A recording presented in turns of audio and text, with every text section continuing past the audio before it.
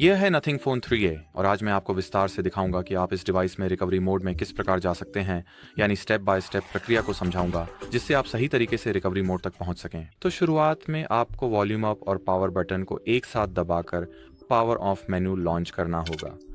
अब power of विकल्प चुनें और डिवाइस के पूरी तरह से बंद होने के लिए थोड़ा समय दें, जिसे आप डिवाइस द्वारा उत्पन्न हल्के कंपन से जान पाएंगे। अब अपना फ़ोन लें और वॉल्यूम अप और पावर बटन दोनों को एक साथ दबा कर रखें। जैसे ही आपको कंपन या हैप्टिक महसूस हो, आप पावर की छोड़ सकते हैं, लेकिन वॉल्यूम अप बटन को दबाए रखें। इसके बाद जो मेनू आएगा, जो कि बूट लोडर या बूट मोड बूट मेनू है, उसमें आपको वॉल्यूम अप का उपयोग चयन करने के लिए और वॉल्यूम डाउन का उपयोग अपनी पसंद की पुष्टि करने के लिए करना होगा।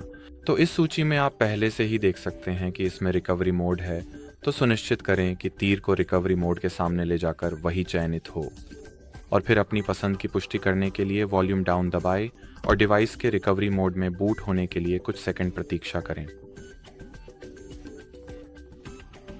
अब अगर आपको यह नो कमांड लोगो दिखे, जिसमें छोटा सा एंड्रॉयड कैरेक्टर अपनी पीठ के बल लेटा हुआ है, तो आपको पावर बटन को दबाकर रखना होगा और वॉल्यूम अप बटन को एक बार दबाना होगा।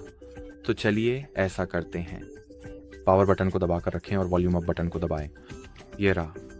अब हम रिकवरी मोड में हैं, तो किसी भी एंड्रॉयड रिकवरी मेनू की तरह चयन करने के लिए वॉल्यूम अप या वॉल्यूम डाउन का उपयोग करें और पुष्टि के लिए पावर की दबाएं। तो यहाँ रिकवरी मोड से बाहर निकलने के लिए आपको पावर ऑफ विकल्प या रीस्टार्ट टू सिस्टम नाउ या रीबूट सिस्टम नाउ विकल्प को ढूंढकर चुनना होगा। यह विकल्प आपको सबसे ऊपर मिलेगा। अब उस पर टैप करें या दबाइए और डिवाइस को खुद से रीस्टार्ट होने के लिए थोड़ा समय दें। और बस इस डिवाइस पर रिकवरी मोड के बारे में इतना ही था। अगर आपके कोई और सवाल हैं तो उन्हें नीचे कमेंट सेक्शन में लिखें। फिलहाल के लिए देखने के लिए धन्यवाद और अलविदा।